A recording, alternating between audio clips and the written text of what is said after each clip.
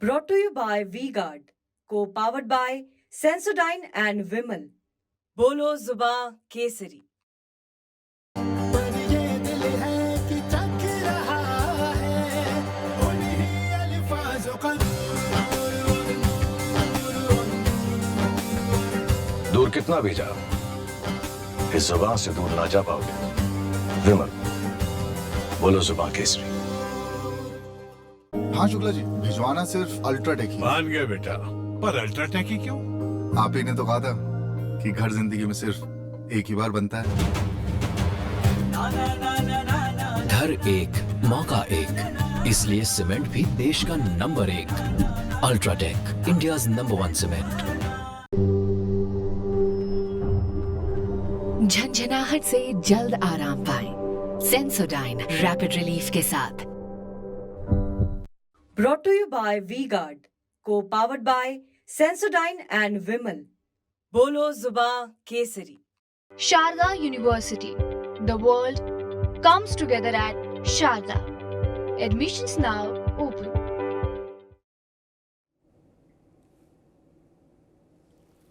अमेठी से किशोरीलाल शर्मा चुनाव लड़ेंगे, इस निर्णय पर पहुंचने के लिए क्या महीनों की उहापोह, महीनों की बैठकें, स्ट्रेटेजी की जरूरत थी? नहीं। भाई गांधी परिवार से नहीं कोई लड़ना चाहता तो किशोरीलाल को लड़ा दो, ठीक है, जो होगा देखा जाएगा। सामान्य निर्णय था, सहज रूप से हो सकता था, लेकिन उसको इतने रहस्य के आवरण में बांध कर लपेट कर कांग्रेस ने पेश किया। और आज जब चीजें अनावृत हुई तो पता लगा किशोरीलाल अमेठी से लड़ेंगे, राहुल गांधी रायबरेली से। राहुल गांधी का न्याय यात्रा और उससे पहले की भारत जोड़ो यात्रा, और वैसे उनका पब्लिक में जब भी इंटरेक्शन हुआ, उन्होंने एक इमेज अपनी हमेशा कैरी की साथ कि मैं डरता नहीं हूं। वो बोलते भी थे, डरो मत, किसी से मत डरो, मैं किसी से नहीं डरता हूं, मोदी मेरे सामने आके कांपने लगते हैं। उन्होंने एक बहादुर जाबाज राजनेता की छवि बनाने की कोशिश की, लेकिन उस छवि को कर्म का साथ देने का जब अवसर आया तो राहुल गांधी पीछे हट गए, डर गए। भाजपा के शब्दों में कहें तो डर गए। आप इसको रणनीति कहो, नीति कहो, स्ट्रेटजी कहो, मास्टर स्ट्रोक कहो, सुपर स्ट्रोक कहो, आपकी मर्जी, आपके प्रवक्ताओं की, नेताओं की इच्छा। जनता तक एक ही संदेश गया कि राहुल गांधी डर गए भैया लगत अमेठी से। आपके कार्यकर्ता का मन टूटता है जब नेता ऐसा आचरण करते हैं। अब कहा जा रहा है अमेठी से तो कोई भी जीत लेगा, बड़ी लड़ाई रायबरेली में है, इसलिए राहुल जी रायबरेली आए। तो राहुल जी, अगर अमेठी इतनी सस्ती और सरल है कांग्रेस के लिए कि कोई भी जीत लेगा, तो 19 में राहुल जी तो खुद ही हार गए थे यहां। इसका मतलब ये नासमझी वाला बयान है, रण क्षेत्र कठिन है। दूसरी बात कही गई कि राहुल जी शतरंज के मजे हुए खिलाड़ी हैं, अभी उनके पूरे पासे तो अभी तो उन्हें खोले नहीं, और पत्ते खोलेंगे। मजे हुए खिलाड़ी अगर आप हैं तो आपके खाते में उपलब्धियों का भंडार होना चाहिए, नहीं? उसको आप कैसे मजा हुआ खिलाड़ी कह दोगे जो जिसके पास कोई उपलब्धि ना हो किसी युद्ध में, कोई परिणाम उसके पक्ष में ही नहीं रहा हो, कैसे कह देंगे?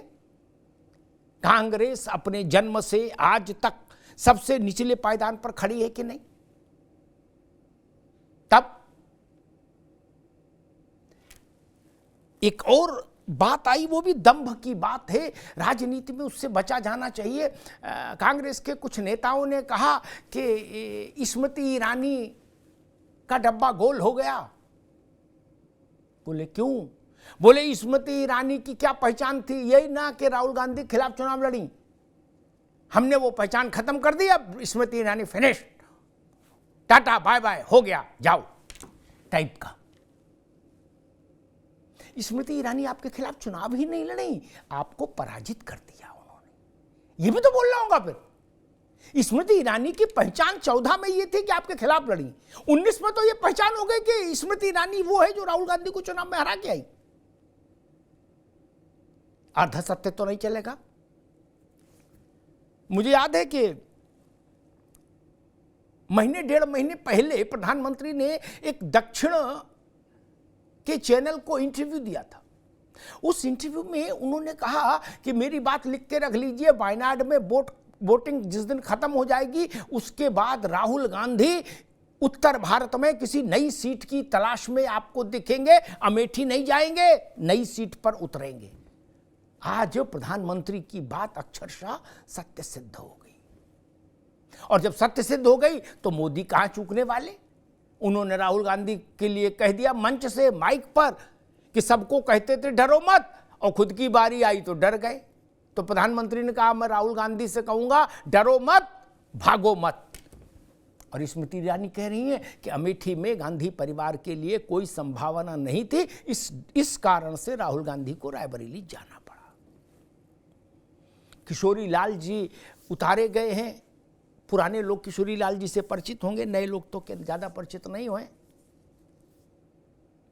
1983 में पहली बार इस इलाके में आए थे किशोरी लाल, तब से गांधी परिवार की सेवा में हैं।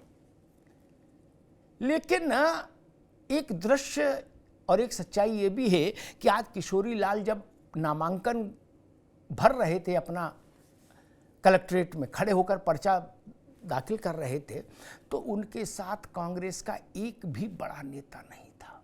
टोपी लगाए कुछ अनाम गुमनाम कार्यकर्ता थे और किशोरी लाल थे बस। अमेठी में आपके परिवार का वफादार सिपाही जा रहा है लड़ने आपकी इज्जत के लिए। कुछ दूरी पर सारी कांग्रेस थी रायबरेली में, लेकिन अमेठी में किशोरी लाल के लिए प्रियंका जी आई, 5 मिनट में अपनी बात कही और चली गई। पर्चा भरने समय उनके साथ कोई नहीं था। यह भी एक सच्चाई है कांग्रेस की। अब ऐसे में क्या कहेंगे? कहा जा रहा है, प्रियंका जी ने कहा कि किशोरी लाल जी का मतलब हमारा, हम सब लोग, वो हमारे परिवार के व्यक्ति हैं। तो परिवार के व्यक्ति के नॉमिनेशन में कुछ तो लोगों को होना चाहिए था। जब सब वहीं थे, गहलोत से लेके खड़गे तक, 2-4 को इधर भी भेज देते, लेकिन नहीं, सब वहां थे रायबरेली। हमारे साथियों ने एक पैकेज तैयार किया है इसी पूरे विषय पर, उस पैकेज को देखिए, फिर बहस में चलेंगे, मेहमानों से परिचय कराएंगे।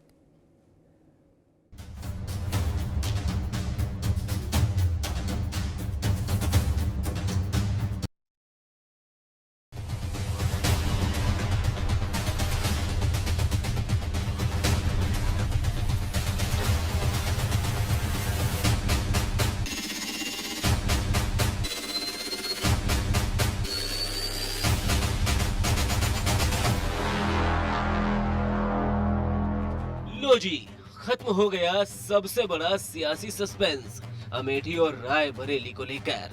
बीते एक अरसे से चल रहे कयास और चर्चाओं की चाल आखिरकार थम ही गई। अमेठी से केएल शर्मा तो रायबरेली से राहुल गांधी ने नामांकन कर दिया। यानी अमेठी छोड़ सोनिया गांधी की सियासी विरासत को चुनाव के लिए चुना है राहुल गांधी ने। और राहुल बाबा, इस सोनिया जी ने, मोदी जी ने तो एक ही बार ट्राई किया और चंद्रयान लॉन्च हो गया। ये राहुल बाबा नाम के यान को सोनिया जी 20 बार लॉन्च कर चुकी है, मगर लॉन्चिंग इनकी सफल नहीं हुई है। अब राहुल गांधी के अमेठी छोड़ने और रायबरेली से चुनाव लड़ने के फैसले की भी व्याख्या होने लगी है, क्योंकि अमेठी छोड़ वायनाड गए राहुल गांधी की वापसी में घर वापसी यानी कि अमेठी से ही चुनाव लड़ने के ही कयास लगाए जा रहे थे। अब राहुल के रायबरेली से चुनाव लड़ने पर पीएम मोदी कह रहे हैं कि डरो मत का नारा देने वाले खुद ही डर गए। मैंने कहा था इनकी सबसे बड़ी नेता चुनाव लड़ने की हिम्मत नहीं करेगी, वो डर के मारे भाग जाएगी। और वो भाग करके राजस्थान गई और राजस्थान से राज्यसभा में आई।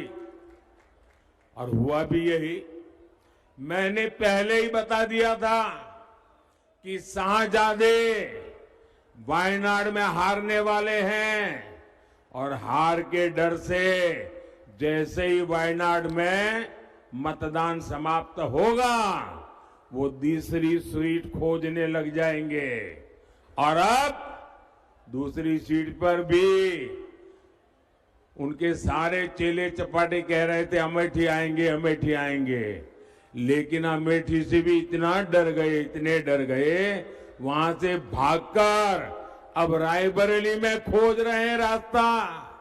प्राइम मिनिस्टर कह रहे हैं कि राहुल गांधी अमेठी छोड़ के भाग रहे, डरो मत, भागो मत।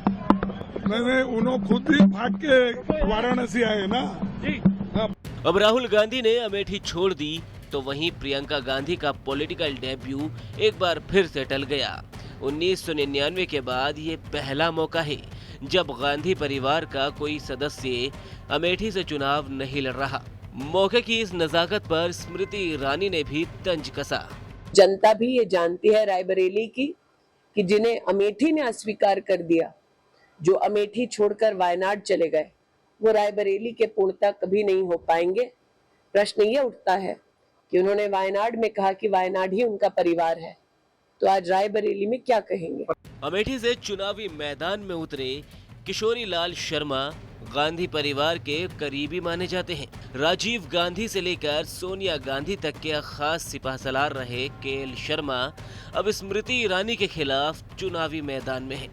वहीं प्रियंका गांधी के चुनाव न लड़ने के सवाल पर प्रियंका गांधी ने कहा कि किसी को संचालन भी तो करना होगा।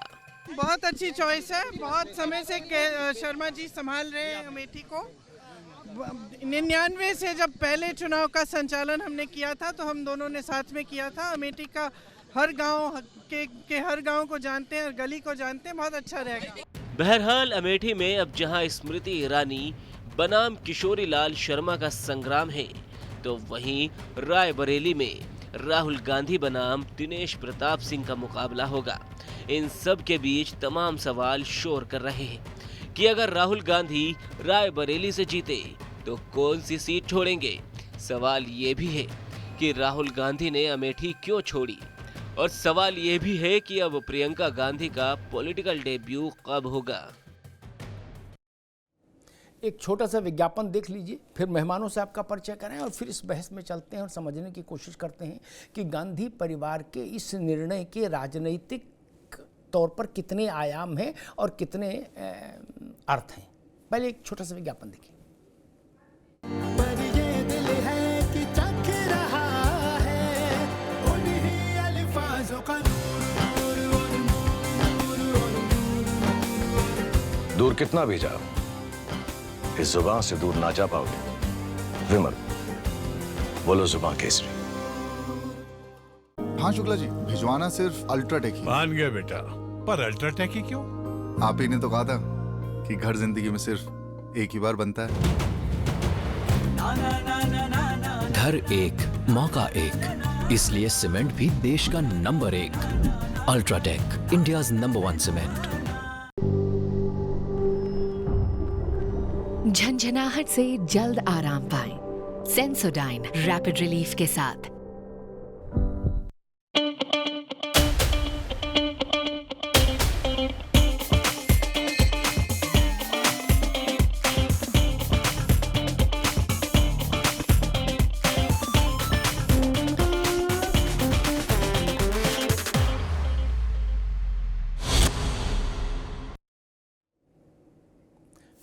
नेता के लिए ये भी आवश्यक होता है कि उसमें जोखिम लेने का मादा हो और वो मादा दिखे भी।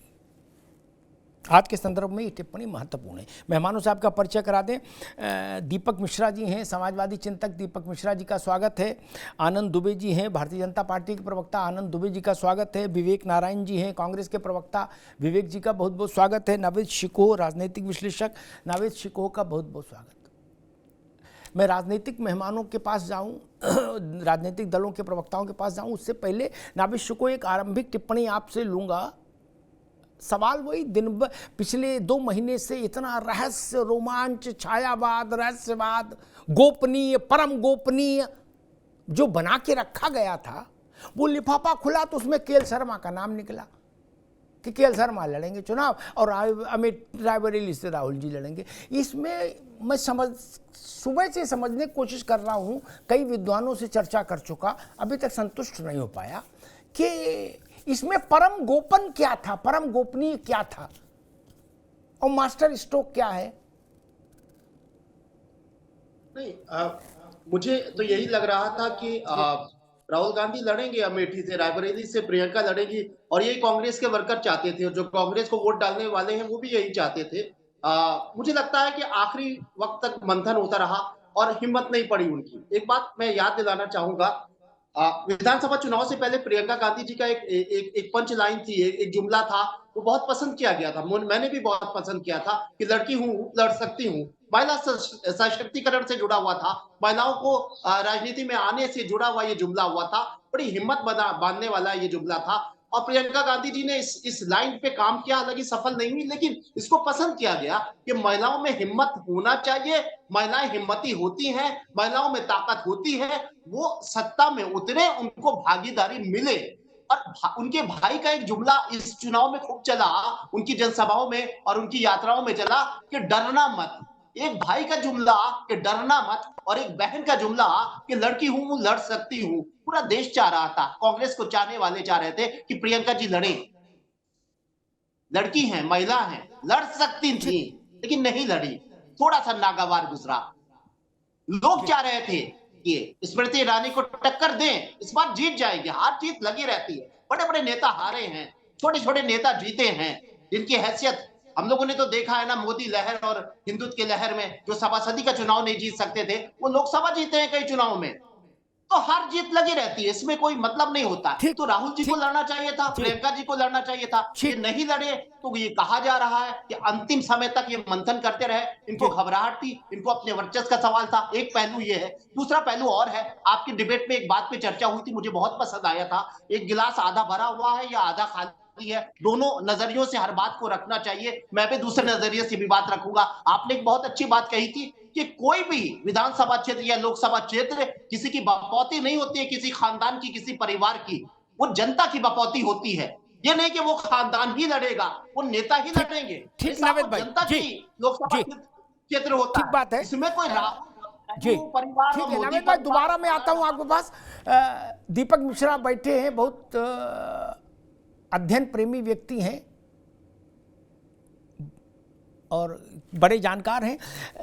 जब जिस क्षेत्र से पंडित नेहरू जैसा बड़ी कद का नेता चुन के लोकसभा में गया, उस क्षेत्र में मूछें ऐंठते हुए अतीक अहमद लोकसभा पहुंचे, फूलपुर को रोक लेगा? इसलिए ये फालतू बात है कि उनका गढ़ इनका गढ़, गड़गड़ैया कुछ नहीं भैया ना, जो जीत गया पहुंच गया। खैर विवेक भाई, मैं एक बात नहीं समझ पा रहा, अव्वल तो ये कि इसमें गोपनीय मास्टर स्ट्रोक जैसे तांत्रिक लोग चुपचाप क्रियाएं करते हैं, किसी को हवा ना लगे, ऐसा जो माहौल कांग्रेस ने बनाया था, जिस नेता से पूछते थे वो मुस्कुराता था रहस्यवादी ढंग से, कहता था अग्निहोत्री जी रुक जाइए, पत्ते खुलेंगे तो कोहराम मच जाएगा हिंदुस्तान में। नहीं, कहीं कोहराम नहीं मचा, अमेठी में चाय की दुकान तक पे कोहराम नहीं मचा। लोगों ने ये जरूर कहा कि भाई केएल शर्मा भले आदमी, तेने काहे को फंसा दिया, नहीं। और राहुल जी वहां से लड़ेंगे तो ठीक है, प्रियंका लड़े, राहुल गांधी लड़े, सोनिया जी लड़े, कोई तो लड़ेगा ही परिवार से, विवेक जी। लेकिन बड़ा सवाल, डरो मत, राहुल गांधी के इर्द गिर्द इस छवि का निर्माण किया गया, पीआर एजेंसीज ने भी और खुद राहुल जी ने भी और कांग्रेस के कार्यकर्ताओं ने भी ये कहा कि जैसे फोटो शेर के साथ राहुल जी की लगाई गई, कहा शेर आ गया, शेर आ गया, तो शेर और बबर शेर टाइप का जो नैरेटिव था वो आज की घटना से मैच नहीं कर रहा, वो कंट्रास्ट हो गया मामला। विवेक जी, आपको लग रहा है राहुल गांधी की वो जो इमेज थी, जो आप लोगों ने इतना मेहनत, परिश्रम और खर्चा करके खड़ी करने की कोशिश की, पूरी यात्रा जिसमें जो कोर सब्जेक्ट था कि राहुल गांधी डरते नहीं है, वो आज हिल गया मामला? विवेक जी। अमिताभ जी, देखिए यहाँ पे डरने का तो एक नैरेटिव कोई बना सकता है, लेकिन ये डरने की बात यहाँ पे कोई इसका नहीं है कि डरे नहीं है, बल्कि उन्होंने तो एक रणनीतिक फैसले के तहत पार्टी का फैसला माना और वहाँ पे वो गए। और यहाँ पे देखिए डरने की बात तो इसलिए नहीं होती है कि रायबरेली और अमेठी से गांधी परिवार की लड़ने की ही बात थी। अब अमेठी की जगह अगर रायबरेली से लड़ रहे हैं वो, तो इसमें कोई ऐसी बात नहीं है। और एक इसकी अगर वजह आप देखने की कोशिश करें तो देखिए ये रायबरेली की सीट फिरोज गांधी के टाइम से कांग्रेस के पास रही है। बीच में अगर हम इंदिरा जी का एक अपवाद छोड़ दें इमरजेंसी का, तो बराबर ही कांग्रेस के पास सीट रही है। जबकि अमेठी की सीट सबसे पहली बार संजय गांधी जी के सन 80 में उससे उसका डेवलपमेंट चालू हुआ था। ये तो अमेठी सीट रायबरेली की सीट जो थी वो एक आज उससे फिरोज गांधी की, इंदिरा जी की और सोनिया जी की सब जुड़ा हुआ था। बराबर वहां की जनता ने वहां अपनापन दिया, जिताया उनको। तो इस नाते राहुल जी का ये फैसला कोई अप्रत्याशित नहीं लगता है कि उन्होंने अगर उस विरासत को आगे बढ़ाने का, वहां की जनता का जो प्रेम था उनके परिवार के पीछे फिरोज गांधी से लेके इंदिरा गांधी और सोनिया गांधी तक का, उसको आगे बढ़ाने के लिए वो उन्होंने उस पे रखा ये रायबरेली है। इसमें और इसके अलावा कोई भी बाकी नैरेटिव तो कोई भी नैरेटिव बना सकता है राजनीतिक फायदे के लिए। ठीक है विवेक जी, मैं बीजेपी के पास चलूं, फिर दीपक जी के पास आऊंगा। दीपक जी आज धर्म संकट में हैं, वो जिस पार्टी के साथ है उस पार्टी का अलायंस है, बहुत सारी समस्याएं। खैर, लेकिन दो बातें कह के मैं आनंद दुबे के पास जाऊंगा।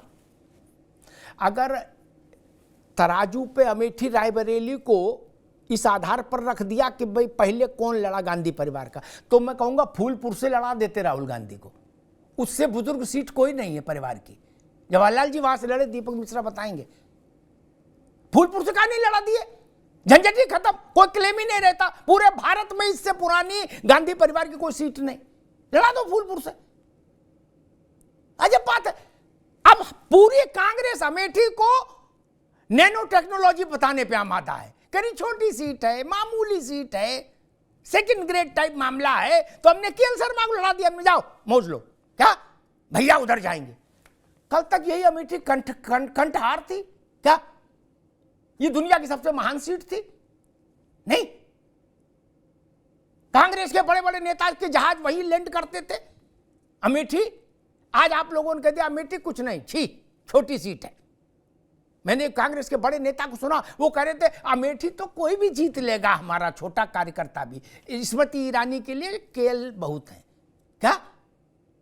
केएल शर्मा ये सब सुन रहे होंगे तो उनके दिल पर क्या बीत रही होगी, छुरियां चल रही होंगी कि नहीं, कि 43 साल सेवा कराई और फिर अकेले कह दिया चढ़ जा बेटा सूली पर, भला करेंगे राम। देखो अकेले डीएम कागज पकड़ा रहे हैं।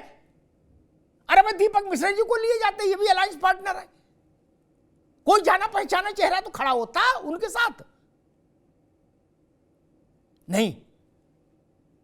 यहां से पता लगता है कि कांग्रेस की वृत्ति क्या है। बगल में रायबरेली, वहां पूरी कांग्रेस थी, तेलंगाना वाले तक आ गए थे, लेकिन किशोरी पंजाब लुधियाना के निवासी किशोरी लाल के आंसू पोंछने कोई नहीं आया। खैर चलिए, किशोरी लाल जी नए लोगों को बता दूं, किशोरी लाल जी कैप्टन सतीश मिश्रा की खोज थे, किन्ने कैप्टन सतीश शर्मा की खोज थे, उनके स्टाफ में थे ये, और वही अपने साथ लाए थे इनको। फिर ये राजीव गांधी और सोनिया गांधी और उससे इंट्रोड्यूस हुए। कांग्रेस की निगाह में इनकी स्थिति क्या है, इनके नॉमिनेशन से आप देख ही लो। खैर, आनंद दुबे जी, प्रधानमंत्री ने आज सीधे खुद हमला बोला और उन्होंने कहा मैंने जो दो भविष्यवाणी की थी दोनों सही निकल गई, इसलिए अब मैं राहुल गांधी से कहूंगा कि डरो मत, भागो मत। मुझे लग रहा आप प्रधानमंत्री ने आपकी पार्टी की भी टैगलाइन तय कर दी। जैसे राहुल गांधी ने कहा था डरो मत, कांग्रेस ने वो टैगलाइन बना ली। अब प्रधानमंत्री जी ने कहा कि डरो मत, भागो मत, ये आपकी टैगलाइन हो गई इलेक्शन में। देखिए अमिताभ जी, मैं अपनी बात जो है, प्रधानमंत्री जी ने तो बताया ही, ये और पहले से प्रधानमंत्री जी ने कहा था कि ये भगे भगाए, थके थकाए, डरे डराए लोगों का गठबंधन, और इसमें सब वही लोग। अब राहुल गांधी को देख लीजिए, आपने अभी ये कहा कि किस तरह से सस्पेंस बना के रखा था, कौन चुनाव लड़ेगा, कहां से लड़ेगा, कि मतलब कितना बड़ी बात थी, और खोदा पहाड़ तो क्या निकला। एक बात बड़ी अच्छी नावेद शिको ने अभी कही कि भाई एक नारा था लड़की हूं लड़ सकती हूं, पूरे प्रदेश के लिए नारा था, लेकिन अपने ही घर की लड़की को क्यों नहीं लड़ने दिया? ये जवाब कांग्रेस पार्टी के प्रवक्ता दे पाएंगे या कांग्रेस पार्टी दे पाएगी? लगातार इस तरह की चर्चाएं हैं कि परिवार के अंदर, पार्टी के अंदर ही अंदर खाने कुछ ठीक नहीं है। जो लोग महिलाओं को लेकर बड़ी बड़ी बातें करते हैं वो अपने घर की महिलाओं का ही रास्ता रोके पड़े। तो ये सारी चीजें तो एक जगह है, लेकिन एक बड़ा सवाल ये भी है कि राहुल गांधी जब रायबरेली जाएंगे चुनाव लड़ने के लिए, तो उनको इस बात का जवाब देना पड़ेगा, जब उन्होंने वायनाड में जाके कहा कि यही मेरा परिवार है, उनको इस बात का भी जवाब देना पड़ेगा कि रायबरेली फिर किसका परिवार है। उनको इस बात का भी जवाब देना पड़ेगा कि उन्होंने कहा था कि उत्तर प्रदेश के लोगों की सोच जो है वो छिछले स्तर की होती है, सतही होती है, और यहाँ केरल में और इधर जो है ये थोड़ा गंभीर विचार के लोग रहते हैं, ये अच्छा चिंतन करते हैं।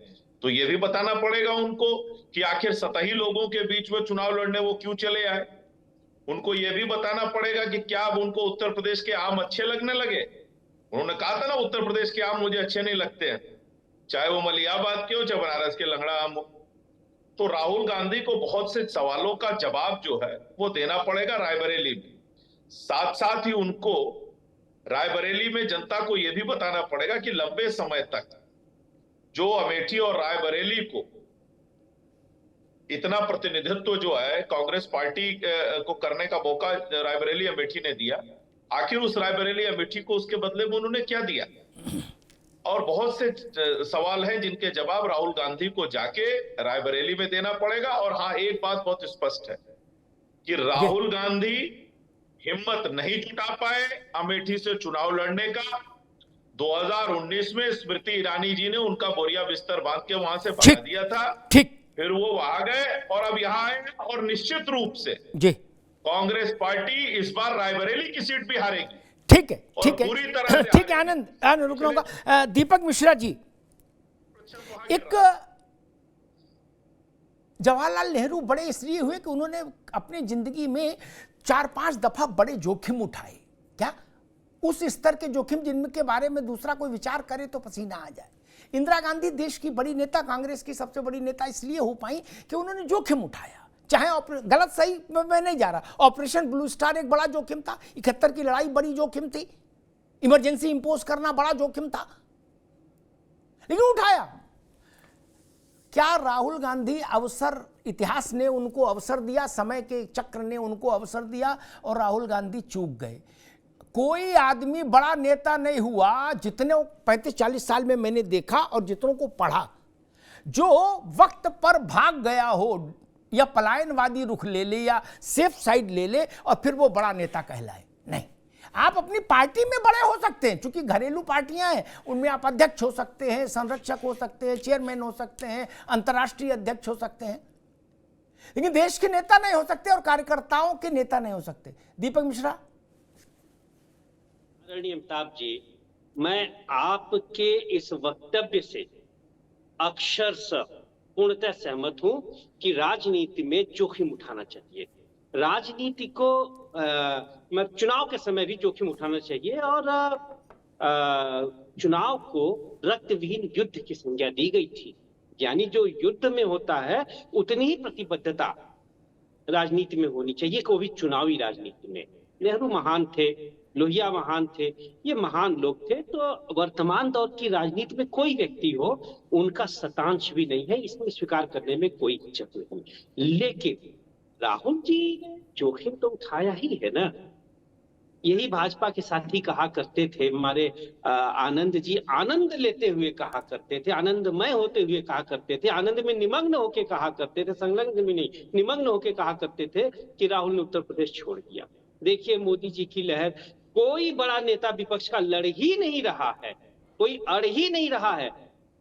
राहुल जी यहां से आ गए, अखिलेश जी कन्नौज से आ गए, आओ तब फिर अब इसमें क्यों कि भागने का शब्द क्या थे? लड़ रहे हैं ना, लड़ाई से भाग नहीं है। दूसरी बात, अब आइए अमेठी और रायबरेली की बात। तो जो इनके लिए अमेठी वही इनके लिए रायबरेली। जैसे कंता घर रहे वैसे रहे विदेश। जैसे आप कभी कभी अपने घर पे भी अध्ययन कर लेते हैं, कोई किताब ला के दफ्तर में भी कर लेते हैं, दोनों तो ही आपके हैं। चाहे दिल से सोचे चाहे दिमाग से सोचे, सोचना तो उन्हें ही है। अब रायबरेली और अमेठी की जो पृष्ठभूमि है, जी जी, अब आप देखिए रायबरेली में भी देख लीजिए 52-57 फिरोज गांधी जी वहां से लड़े, इंदिरा जी, शीला जी, तो एक परंपरागत सीट, और यही कमोवेश इतिहास अमेठी का भी है। हाँ, थोड़ा अच्छा होता कि अमेठी को ही चुनते, लेकिन ठीक है, जो चुन लिया सो चुन लिया। दीपक जी, यहाँ दो बातें हैं कि इतना सरलीकृत बात नहीं है। मैंने कहा फिर अगर यही 52 का ही फंड ये करना है तो फूलपुर से लड़ते पंडित जी का उत्तराधिकार लेते ना, उनसे बड़ा नेता तो वही नहीं आपके परिवार में, फिर सीधे वहीं के तिलक लगा लेते राहुल बाबा, झंझट ही खत्म होता। संकट कटे मिटे सब पी रहा, फूलपुर जाके लड़ लो, कलेश काटो। नहीं, दीपक जी ने उसको बड़ा सरलीकरण कर दिया, मसला ही नहीं। आप कल तक अमेठी को कंठहार बनाए चल रहे थे कि नहीं चल रहे थे? चल रहे थे। वहां से संजय लड़े, राजीव गांधी लड़े, सोनिया गांधी लड़ी, राहुल लड़े। अब आपने क्या कह रहे, आपके सारे कांग्रेसी नेता क्या कह रहे? छोटी सीट है, नॉर्मल सीट है, कोई लड़ लेगा, केएल शर्मा बहुत हैं, ज्यादा हैं, बल्कि उनकी भी जरूरत नहीं थी, ननकू को लड़ा देते तो भी जीत लेते। अच्छा, अब बोले मास्टर स्ट्रोक क्या है? देखिए अहंकार यहां पर झलकता है। मास्टर स्ट्रोक ये बोले स्मृति ईरानी, हु इज स्मृति ईरानी? उनकी पहचान ये थी कि राहुल जी के खिलाफ चुनाव लड़ती थी, हमने एक स्ट्रोक में पहचान खत्म कर दी, फिनिश, टाटा बाय बाय, हो गया, खड़ा खटाखट। मजाक समझ रहे हो यार आप? कोई हारा हुआ व्यक्ति अब जिसने उसको हराया उसके बारे में टिप्पणी करता है क्या? अमेठी इतनी सरल थी कि केएल शर्मा नहीं, रामलाल श्यामलाल किसी को भी आप जिता लोगे वहां से, नावेशी को, तो राहुल गांधी 19 में कैसे हार गए? अगर अमेठी पका हुआ केला था कि ऐसे हाथ से करो गप से खा लो। इसी अमेठी में संजय गांधी हारे थे, इसी में राहुल गांधी हारे। नावेशी को जी देखिए, मुख्य बात जो मुझे लग रही है, हम लोग 2-3 दिन से टेलीविजन देख रहे थे, तमाम चैनल देख रहे थे, हर चैनल के 1-1, 2-2 यूनिट लगे हुए थे अमेठी रायबरेली में, जनता से बात कर रहे थे, कांग्रेसी वर्कर से बात कर रहे थे। देखिए सर्वोपरि कौन होता है? पार्टी के वर्कर्स होते हैं, पार्टी को वोट देने वाले होते हैं, उनकी इच्छा थी, उनकी राय थी, और वो ये कह रहे थे, ये इल्तिजा कर रहे थे, वो एक गुजारिश कर रहे थे, मनोइच्छा अपनी जो है व्यक्त कर रहे थे कि रायबरेली से जो है वो प्रियंका जी लड़े, अमेठी से राहुल जी लड़े और उनको स्मृति ईरानी जी को हराए। ये इच्छा वर्कर्स की थी और कांग्रेस को वोट देने वालों की थी। सब कुछ तो यही होते हैं भाई, ऐसा थोड़ी था। राहुल गांधी जब हारे थे तो उनको 0 वोट मिला था, ऐसा नहीं था, बहुत सारे वोट मिले थे और वो वोटर चाहता था कि इस बार हम उनको जिताना चाहते हैं। अगर ऐसी राय सामने आ रही, एक भी व्यक्ति, आम इंसानों की, तो कैमरे के सामने जो लोग, हजारों लोगों को मैंने सुना, तमाम लोग देख रहे थे, कोई भी कांग्रेसी वर्कर ये नहीं कह रहा था कि जो पार्टी की इच्छा हो वो उस पर हम राजी हैं। हर वर्कर यही कह रहा था कि भाई हम चाहते हैं ये दोनों नेता हमारे बड़े नेता हैं, हम इन्हें प्यार करते हैं, हम इन्हें विश्वास करते हैं, हम इनको जिताते हैं, हम चाहते हैं। लेकिन उसके बाद अगर उनकी कहना नहीं माना गया तो मैं समझता हूं कि घातक है, क्योंकि हमारा वर्कर, हमारा वोटर जो है उसको नाराज नहीं करना चाहिए। विवेक नारायण जी, एक रूपक मेरे दिमाग में आ रहा है। क्या? मैं साहित्य का विद्यार्थी नहीं रहा, लेकिन साहित्य मेरे हृदय के करीब रहा, इसलिए एक रूपक आ रहा है। क्या? पुराने जमाने में जमींदार लोग होते थे, अपने मुंशी मुनीम को भेज देते थे कहीं, बोले जाओ तुम देख आओ। क्या? हम तो नहीं जाएंगे, तुम चले जाओ और 11 रुपया हमारी तरफ से लिखा देना। कहना ठाकुर साहब नहीं आएंगे। क्या? मुझे केएल शर्मा की स्थिति वही लग रही। मैं उनसे परिचित हूं, मेहनती आदमी है, 40-42 साल से सेवा में है आपकी। क्या मतलब? गांधी परिवार की। क्या? अब वो तो खुद कहते थे केएल शर्मा, एक बार हमसे कहा था कि भैया हम चुनाव लड़ने वाले आदमी थोड़ी, हम तो मैनेजर हैं, हम लड़ाने वाले आदमी हैं, हम नेता नहीं है। क्या? आज आपने बगल में पूरी देश भर की कांग्रेस इकट्ठी कर दी। दे जहाज फुर्सतगंज में फुर्सत ही नहीं मिली, जहाज इतने उतरे। क्या? लेकिन आपने इनके किशोरी जी के नॉमिनेशन में एक भी नेता उपस्थित नहीं किया, और आप कह रहे हो ये हमारे दिल के टुकड़े हैं। विवेक जी, इनसे अच्छा तो और नॉमिनेशन कांग्रेस के दूसरे कार्यकर्ताओं का हो गया।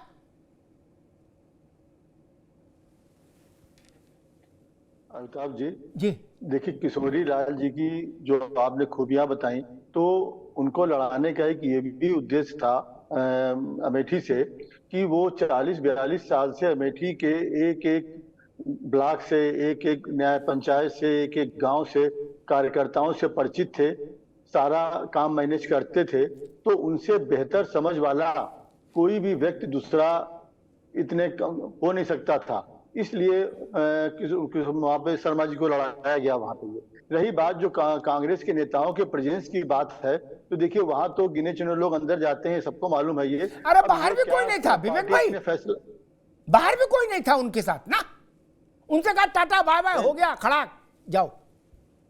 जी नहीं, वहां पे स्थानीय जो डीसीसी प्रेसिडेंट वगैरह थे, गजब भाई, आपको बड़ा प्रस्तावक थे, आपको बड़ा, मगर जिला कांग्रेस अध्यक्ष सी नॉमिनेशन की शोभा तो खड़गे जी को बुढ़ापे में इस 44 डिग्री टेम्परेचर में काहे तकलीफ दी? वो गमछा सिर में पूरा लपेट के आए थे, इतनी तेज धूप थी। उनको क्यों बुलाया था राहुल गांधी के यहाँ? वहां जिला अध्यक्ष नहीं था क्या? नहीं, देखिए राहुल जी एक कांग्रेस पार्टी का बड़ा चेहरा है। मैं वही तो कह रहा हूँ कि किशोरी लाल चिंटू है, मैं वही तो निवेदन कर रहा हूँ, किशोरी लाल चिंटू है। नहीं, देखिए चिंटू सब तो नहीं हम कह सकते हैं। अरे हम कह रहे, अरे सच्चाई प्रत्याशी है कांग्रेस के, और जिन्होंने जी। अब रुक जाओ भैया विवेक जी, अब रुक जाओ, छोड़ो, सच्चाई जनता जानती है कि चिंटू ही माना आपने। आज आप किशोरी लाल का कद बढ़ा सकते थे। अच्छा हम कह रहे, मैं आनंद जी के पास आऊंगा, मैं कह रहा हूं, लेकिन एक बात कह के मन में आगे तो कह दूं, जी बिल्कुल। काला बैग लेके जो वो आए थे, उतरे थे जहाज से, रॉबर्ट वाड्रा, उन्हें आपने टिकट नहीं दी। हालांकि वो भी कह रहे थे कि मेरी भी बड़ी मांग है, सब तरफ का हजारों कार्यकर्ता मुझे परेशान किए कि आओ। पूछे क्यों परेशान किए? बोले क्योंकि हम जमीन से जुड़े, हमेशा जमीन से जुड़े रहते हैं, इसलिए हमको इतना लोग चाह रहे हैं। आपने उनको टिकट नहीं दी, उनको किशोरी लाल के नॉमिनेशन में भेज देते, कम से कम कुछ तो इज्जत बनती उनकी कि भाई चलो दमाद आया। आपने उनको भी नहीं भेजा। खैर चलो, आपकी मर्जी भैया। आप किशोरी लाल जी ने जब कुर्बानी देने का मन बना ही लिया है, तो मेरी शुभकामनाएं हैं किशोरी लाल जी के लिए। आनंद दुबे जी, रायबरेली में आपके प्रत्याशी कह रहे हैं कि हमने राहुल गांधी की माता जी के विरुद्ध चुनाव लड़ा और किस तरह से वो मुश्किल से चुनाव जीत पाई, और राहुल गांधी हमारे लिए कोई चुनौती नहीं, आदि आदि इत्यादि। कांग्रेस कह रही है, का इंप्रेशन ये है कि राहुल, पूरे उत्तर भारत में राहुल गांधी के लिए, जीत के लिए अगर सबसे मुफीद कोई सीट थी तो रायबरेली थी, बाकी सब जगह लोचा था। अनौपचारिक बातचीत में कई कांग्रेस के नेताओं ने मुझसे कहा, मैं नाम नहीं लूंगा, इशारा भी नहीं करूंगा, वो विश्वास भंग होगा, कि अग्निहोत्री जी अमेठी में राहुल गांधी फंस जाते। क्या बोले? ठीक है, हम ये आक्षेप झेल लेंगे कि राहुल गांधी डर गए, लेकिन हम वहां फंसने नहीं जाएंगे अमेठी ना। बोले हम घिर जाते। बोले सांस चोक हो जाती भाई अमेठी में, यहां कम से कम वेंटिलेशन तो है, रायबरेली में परिणाम तो 4 जून को आएगा। आनंद जी, देखिए, जिसको ये कहने कि मतलब जो रोशनदान आप बता रहे हैं कि रायबरेली में कि थोड़ा सा रोशनदान है जहां से सांस आ जाए, उस रोशनदान को जनता ने भर दिया है। और वहां सांस लेने के लिए कांग्रेस के पास कोई रोशनदान नहीं है, सुराग भी नहीं। 2014 के चुनाव में जहां इन्हें 63% वोट मिला, और 2019 आते आते वो 8% गिर गया, और हम 20-21% से 38% पहुंच गए। तो हमारा वोट प्रतिशत रायबरेली में लगातार बढ़ा है और कांग्रेस पार्टी का लगातार गिरा। इस बार चूंकि राहुल गांधी जी गए, और मैं हमेशा एक बात कहता हूं कि जहां जहां चरण पड़े राहुल के तहता बंटा धार, और राहुल गांधी जी जहां जहां पहुंच जाएंगे, ये समझ लीजिए हमारे लिए बहुत शुभ है। राहुल गांधी जी को हम अपने लिए बहुत शुभ मानते हैं। वो जहां चले जाएंगे वहां हमारे लिए अच्छा हो जाएगा। देखिए वो अमेठी गए, अमेठी चली गई, अब वो रायबरेली जा रहा है, रायबरेली भी हमें मिल जाएगी। इस बार देखिए वायनाड से भी जीत पाते हैं या नहीं जीत पाते हैं। कुछ लोग तो ये भी कह रहे थे कि वायनाड से लग रहा है कि हार जाएंगे, इसीलिए आनंद फानंद में लास्ट में फैसला किया है कि नहीं भाई कहीं से लड़ लेते हैं, मान लो जीत गए या हार गए जो भी है। तो कांग्रेस पार्टी जो है वो पूरी तरह से भ्रमित है। और सबसे बड़ी बात अमिताभ जी जो आपने कही, एक व्यक्ति जो लगातार हर मैच में फेल होता चला जा रहा है, लेकिन पता नहीं कौन सी रेटिंग एजेंसी कांग्रेस ने हायर कर ली है जो उनकी रैंकिंग में हमेशा सुधार बताती है। टेनिस के खेल में हम देखते हैं कि पता चलता है फलाने हार गए लेकिन उनकी रैंकिंग सुधर गई। तो बहुत दिनों तक मुझे समझ नहीं है कि ऐसा कैसे होता है। फिर बाद में एक सज्जन ने समझाया कि नहीं, अगर आप किसी वैसे बड़े खिलाड़ी से हार जाओ और आपकी रैंकिंग तो कुछ इस तरह की चीजें हैं, मुझे ज्यादा समझ नहीं थी, तो ऐसे सुधर जाते हैं। मैंने कहा यही राहुल गांधी के साथ हो रहा है। हर चुनाव वो हारते हैं और उसके बाद जो कांग्रेस पार्टी कहती नहीं नहीं उनकी रैंकिंग सुधर रही है। चुनाव भले हार रहे, रैंकिंग सुधर रही है। अब आप देखिए कि राहुल गांधी जी को लॉन्च कराने के लिए फिर से पूरी कांग्रेस पार्टी, पूरे देश में जितनी कांग्रेस पार्टी बची हुई है वो सब आज आपको वो डीएम के कमरे में मिल गई। इतनी ही कांग्रेस है जो आज आपको डीएम के कमरे में दिखी। और वहां किशोरी लाल जी को छोड़ दिया, किशोरी लाल जी के पास कोई नहीं गया। ठीक है आनंद जी, रुकना होगा। मैं दीपक मिश्रा जी के पास चलूंगा। बहुत सहानुभूति के साथ एक टिप्पणी कर रहा हूं, हर पार्टी में किशोरी लाल जैसों का यही हश्र होता है। दीपक भाई जहां से कह रहा हूं वहीं समझिएगा, क्या उनके नसीब में कभी भीड़ नहीं होती, जलवा नहीं होता। वो मुंशी हैं, मुंशी ही रहेंगे। क्या राजा के घर का नाती भी निकलेगा तो शोभा यात्रा से निकलेगा। दीपक जी गलत तो नहीं कह रहा? मुंशी की शोभा यात्रा नहीं निकलती। दीपक जी हाँ ना तो बोलो भैया, गलत तो कहा नहीं कहा? नहीं, जो लोक चित्र है उसको कैसे कोई नकारे। और मैं राहुल गांधी पर ये टिप्पणी क्यों की मैंने कि उनको बहादुरी दिखानी चाहिए थी। दीपक मिश्रा जी यही प्रश्न है। मैं 1999 में ले चलता हूं। सोनिया जी राजनीति में आने का फैसला किया और उन्होंने 2 जगह से चुनाव लड़ा, बेल्लारी और यहां से।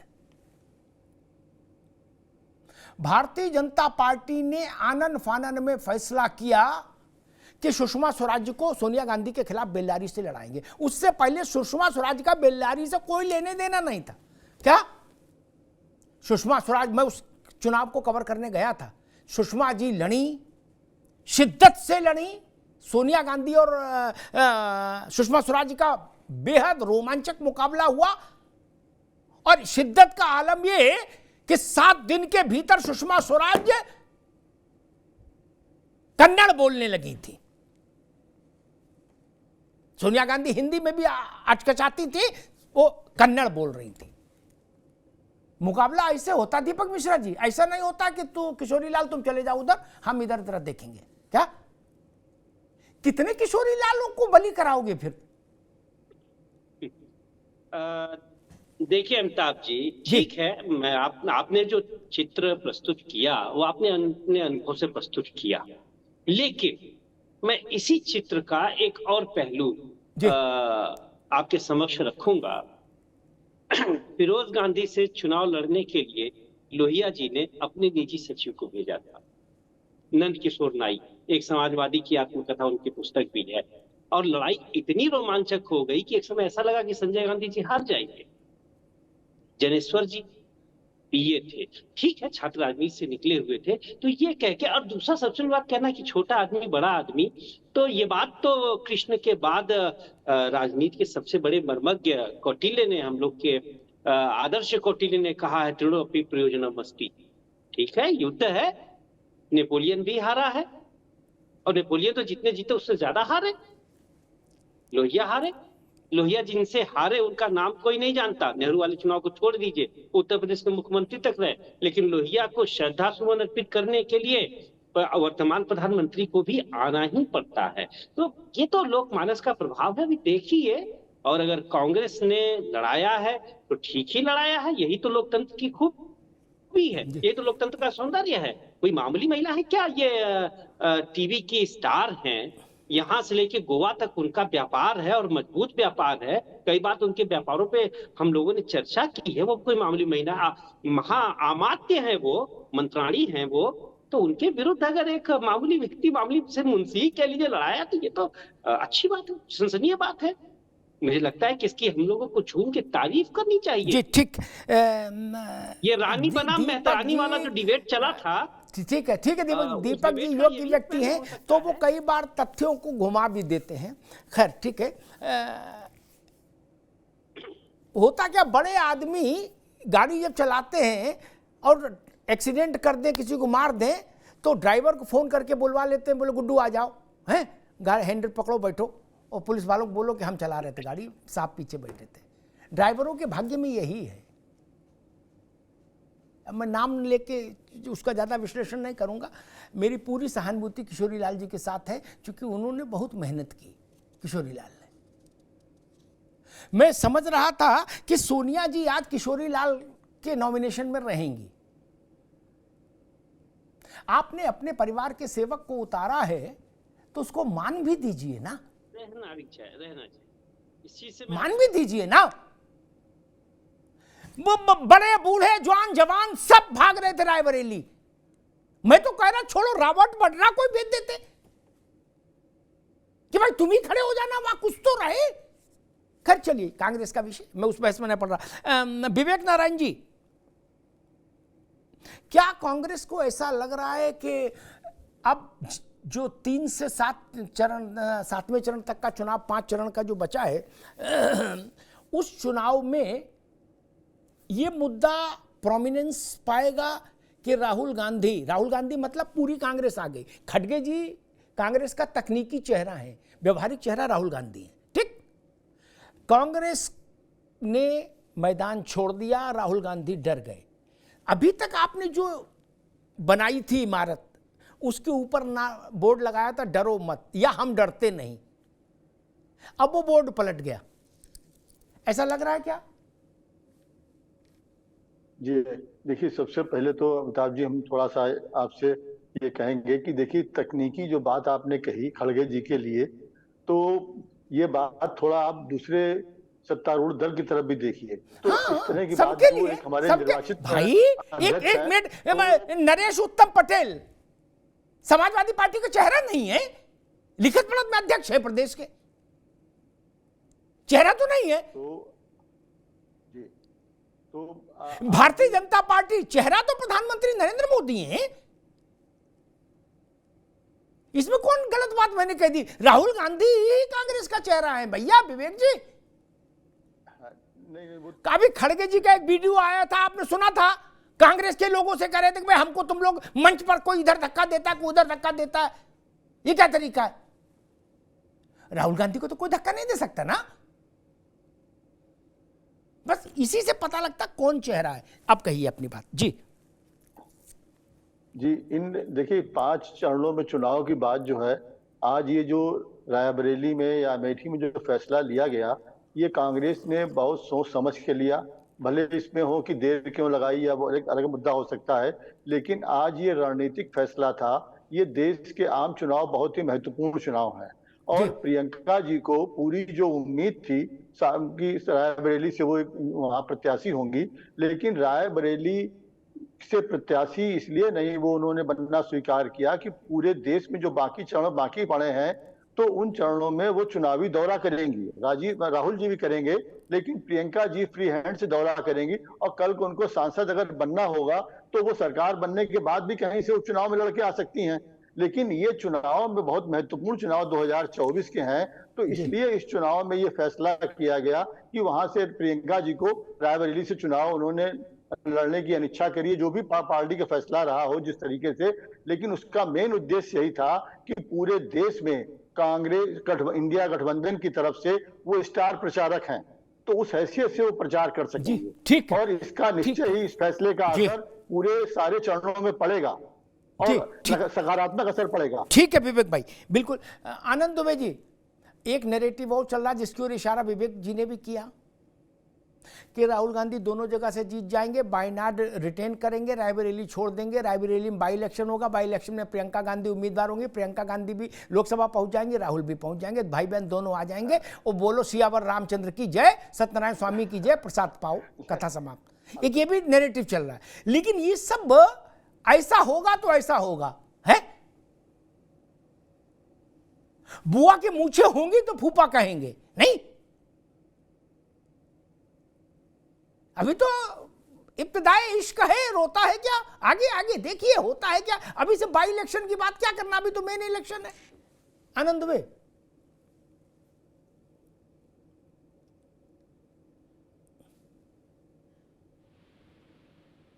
भाई अनम्यूट कर लो। हाँ।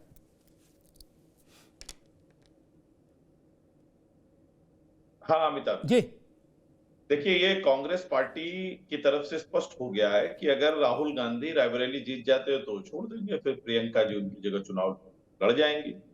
और ऐसा पहले सोनिया गांधी भी कर चुकी हैं, जब 2 बार चुनाव लड़ी थी, एक शायद मेंढक से या कहीं से लड़ी थी और यहाँ रायबरेली से, तब उन्होंने रायबरेली छोड़ के उस सीट को रिटेन किया था। तो ये कांग्रेस पार्टी के, देखिए कांग्रेस पार्टी के लिए राजनीति आज के समय में जो वो सिर्फ और सिर्फ एक कोटा पूर्ति का काम, ये सिर्फ और सिर्फ अपनी उपस्थिति दर्ज कराने के लिए चुनाव लड़ रहे हैं। कांग्रेस पार्टी को अच्छी तरह से पता है कि उसको सरकार नहीं बनाना है, उनको इस स्तर की भी सीटें नहीं आएंगी कि शायद वो इस मतलब पिछली बार की तरह इस बार भी नेता विपक्ष अपना बना पाए। लेकिन कांग्रेस पार्टी की मजबूरी है कि कम से कम उसको रस्मदायगी के लिए ही सही चुनाव लड़ाना है।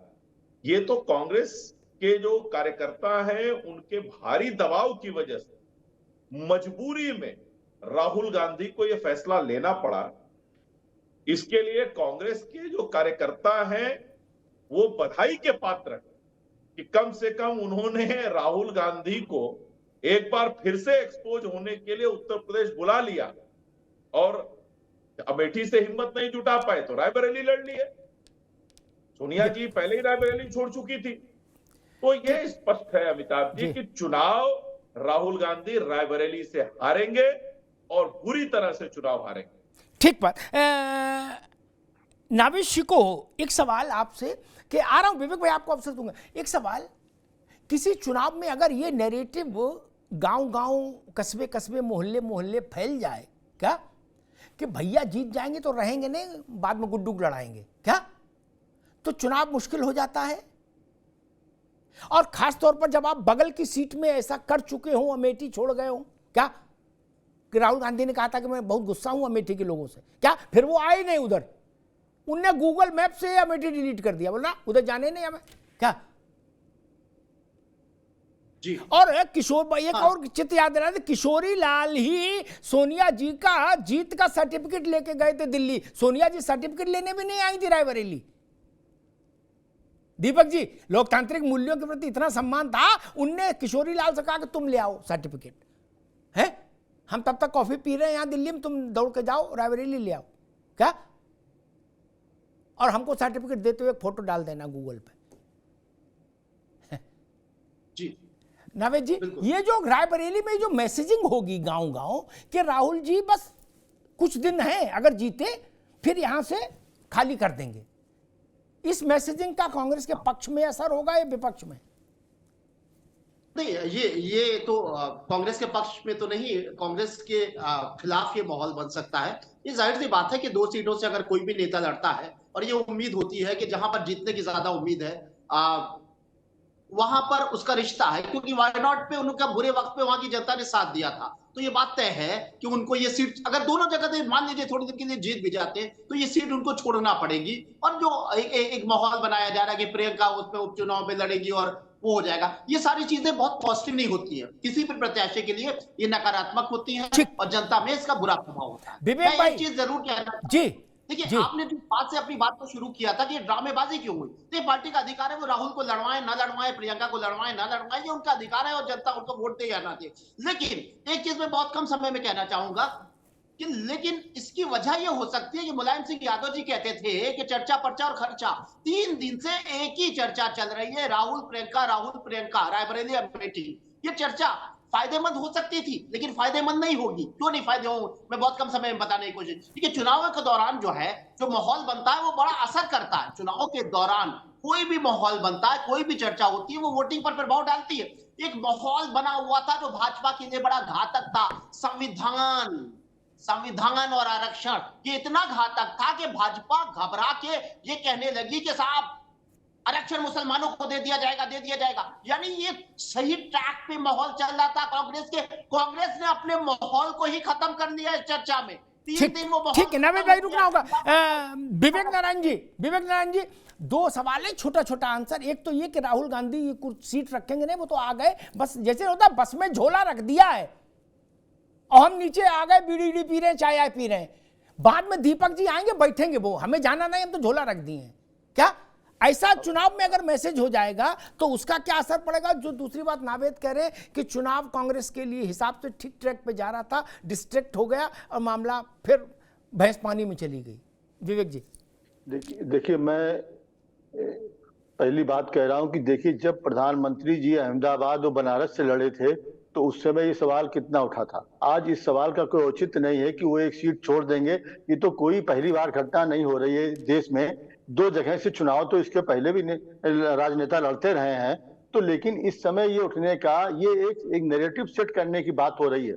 इस समय ये सवाल उठने का समय नहीं था, ना कोई ये प्रथम बार देश के इतिहास में हो रहा था कि 2 जगह से राहुल जी चुनाव लड़ रहे हैं। इसके पहले भी हो चुका, लेकिन तब इस तरह के सवाल नहीं उठे, तो ये थोड़ा सा दोहरापन लगता है। ये दूसरी बात मैं कहूंगा कि जो सिकोह जी ने बात कही है कि जो कांग्रेस के फेवर में माहौल बन रहा था, तो राहुल रायबरेली और अमेठी की सीट से 3 दिन से जिस तरह का घटनाक्रम चला है, इससे वो चीज डायलूट हुई है। ऐसा कुछ नहीं हुआ। ये 3 दिन से आज जिस तरीके से, और विशेषकर आज जिस तरीके से मीडिया में इस बात को, अमेठी और रायबरेली को लेकर चर्चा हो रही है, ये कांग्रेस की जीत है। और ठीक है विवेक जी, देख लीजिएगा आप ये कि आने वाला 4 जून के बाद अमेठी रायबरेली दोनों से कांग्रेस जीत के आएगी। कार्यकर्ताओं का मनोबल इससे उत्तर प्रदेश में बढ़ा है और उसका भी सकारात्मक असर चुनाव में पड़ेगा। जी दीपक मिश्रा जी, कांग्रेस कह रही कि हमने इतना अच्छा माहौल बना दिया कि सपा को भी धक्का लग जाएगा, इनका भी बेड़ा पार हो जाएगा जहां जहां अटक रहे हैं। ये मतलब नहीं था उद्धव जी। दीपक जी, भाई अच्छा माहौल बनता तो सबको लाभ होता है घर में। हमारे इंडिया गठबंधन के महत्वपूर्ण घटक हैं, समाजवादी पार्टी हमारे महत्वपूर्ण घटक हैं, ऐसा कुछ नहीं है। ऐसा है, विवेक जी का विवेकपूर्ण तर्क नारायण करे कि सही हो, अच्छी बात है, माहौल बने, हम जले तुम जले, फर्क क्या, रोशनी होनी चाहिए, सांप्रदायिक शक्तियां हारे और वातावरण में परिवर्तन हो। क्योंकि 10 साल बहुत होता है, 10 साल बहुत होता है। अच्छी से अच्छी सरकार को भी पलट देना चाहिए लोकतंत्र के हित के लिए। मुझे मंडेला अवार्ड मिला है, मंडेला जी से संवाद करने का मौका भी मिला है, तो मैंने मंडेला जी से एक सवाल पूछा। आपसे व्यक्तिगत बातचीत में शायद इसकी चर्चा कर चुका, उन्होंने अपनी किताब में भी इस बात को लिखी है। तो बुजुर्ग हुए थे, मैंने कहा कि आप तो स्वस्थ हैं, आप तो दोबारा राष्ट्रपति हो सकते हैं। तो मंडेला जी ने जवाब दिया, गांधीवादी मंडेला ने जवाब दिया कि 5 साल बहुत होता है राष्ट्रपति के लिए, दोबारा बनता, मैं राष्ट्रपति पद को और राष्ट्रपति पद मुझे, दोनों एक दूसरे को वोट करते। तो प्रधानमंत्री जी दीनदयाल जी के आदर्शों पर चले और प्रधानमंत्री पद का त्याग करें। और ये जरूरी नहीं है कि हर गलत को अपने ही ढांचे में ढाला जाए। ठीक, तो हमारी ठीक है दीपक भाई, बिल्कुल बहुत अच्छी बात दीपक जी ने कही, लेकिन वो ये पर उपदेश कुशल बहुतेरे, जो आचरहि सो नर न घरे नेरे। ये बात अगर मुलायम सिंह जी को बताते हैं कि दादा आप छोड़ो, कहाँ उठना बैठना मुश्किल है, रोज बीमार हो, समस्याएं हैं शरीर में, रहने दो। एक अंदर की बात बता दूं, मैंने एक बार पूछा परिवार में कि भाई अब मुलायम सिंह जी राज्यसभा से आ जाए अगर उनको आना ही है, और एक नौजवान का नाम मैंने लिया, मैंने कहा वो लड़ जाए चुनाव। बोले ना नेताजी नाराज हो जाते हैं, वो कहते ना हम लड़ेंगे। ये लालसा विकट है क्या? इसको पार्टी के खांचे मत बांटो महाराज। नेहरू जी को ये सलाह नहीं दी थी,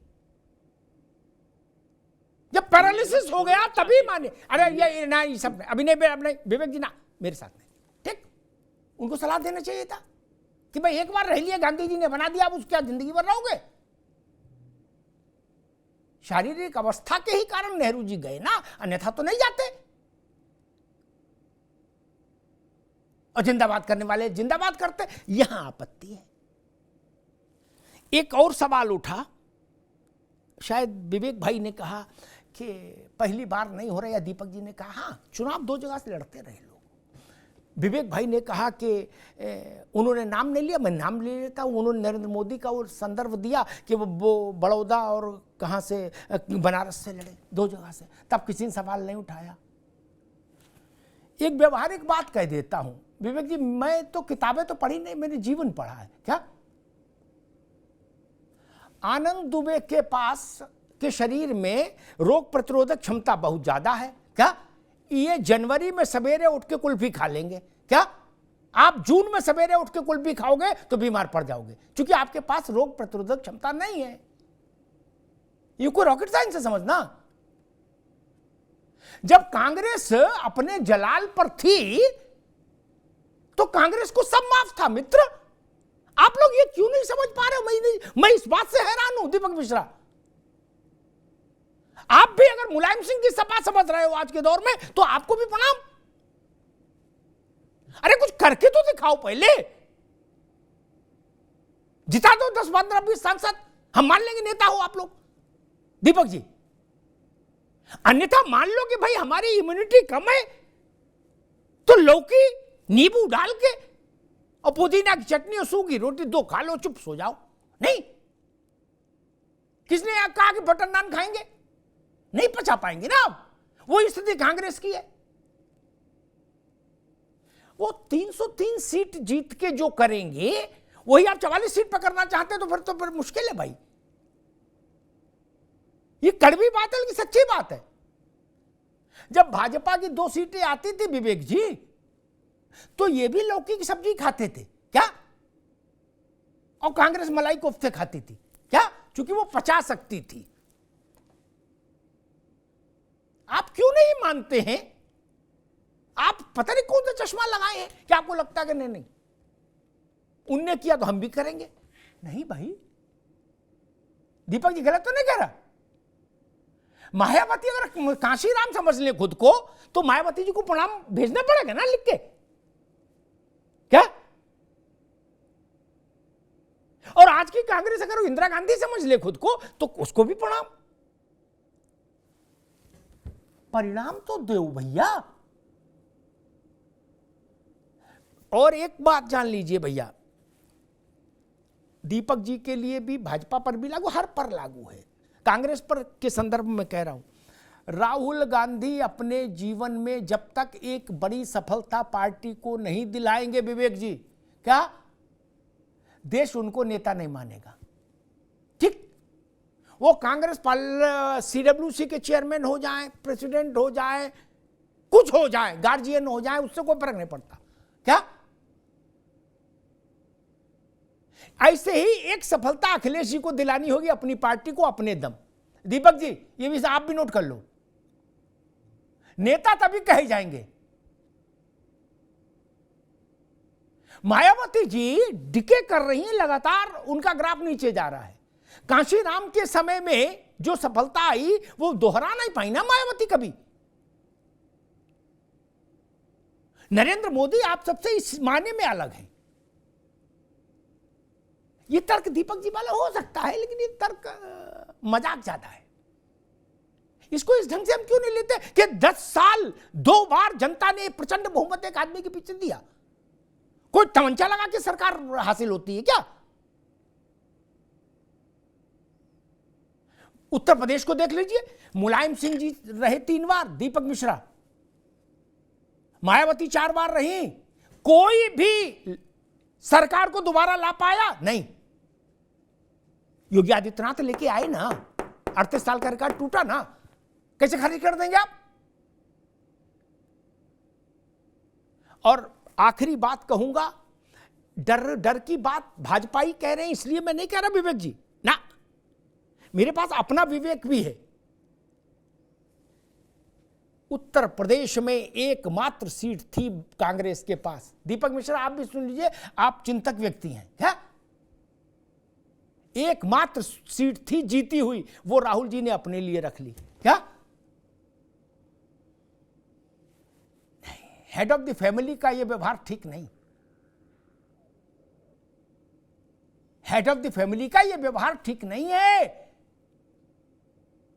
रायबरेली किशोरी लाल को लड़ाते, खुद अमेठी लड़ने जाते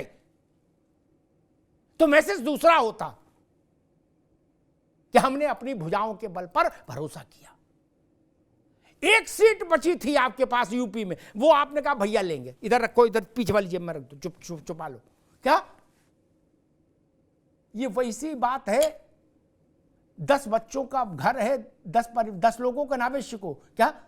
एक रोटी कहीं से आई, बाप ने छुपा के अंदर रख ली, बोले ये हम खाएंगे, तुम लोग जिंदाबाद करो बाहर जाके हमारा क्या? बच्चे टुकुर टुकुर देख रहे हैं, करे एक ही रोटी सो अब्बू ले गए हैं, और रूह अफ़ज़ा के साथ खा रहा है भिगो भिगो के। ये तरीका ठीक नहीं ना। मेरी बात दिल में समझ में आई, यहां टीवी पर मत बोलिए, बोलना भी नहीं चाहिए, आप लोगों को पार्टियों में रहना है, मुझे तो किसी पार्टी में जाना नहीं।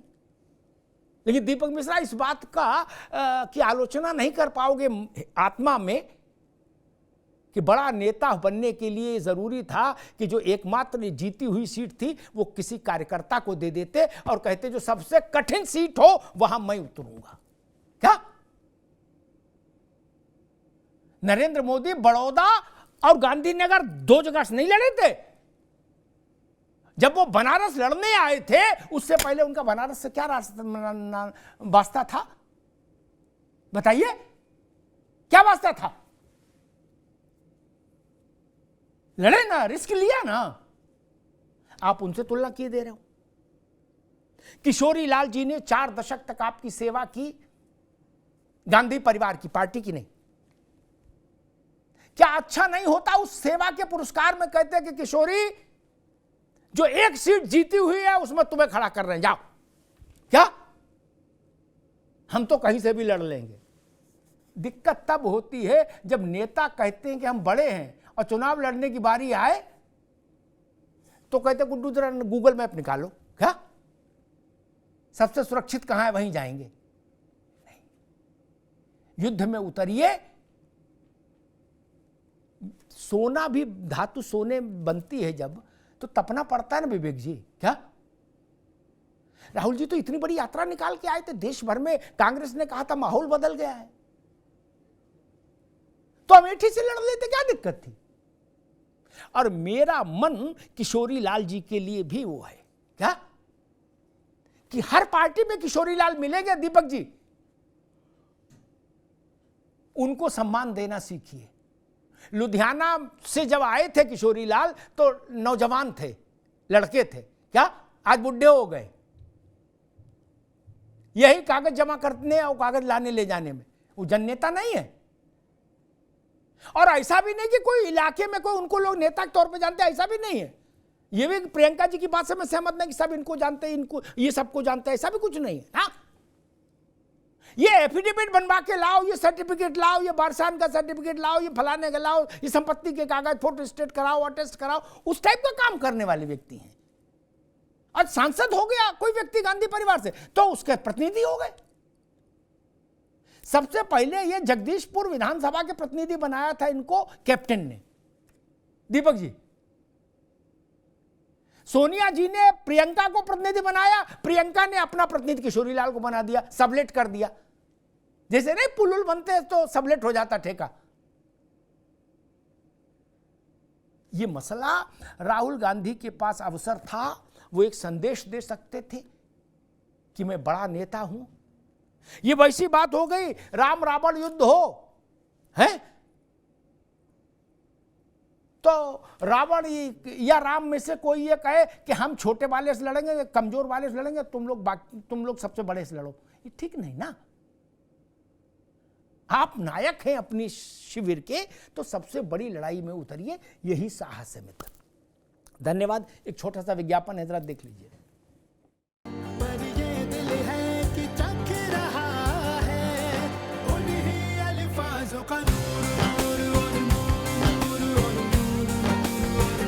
दूर कितना भी जाओ, इस जुबान से दूर ना जा पाओगे। विमल, बोलो जुबान केसरी। हाँ शुक्ला जी, भिजवाना सिर्फ अल्ट्राटेक ही। मान गए बेटा, पर अल्ट्राटेक ही क्यों? आप ही ने तो कहा था कि घर जिंदगी में सिर्फ एक ही बार बनता है। घर एक मौका एक, इसलिए सीमेंट भी देश का number 1। UltraTech, India's number 1 cement. झंझनाहट से जल्द आराम पाएं। सेंसोडाइन रैपिड रिलीफ के साथ।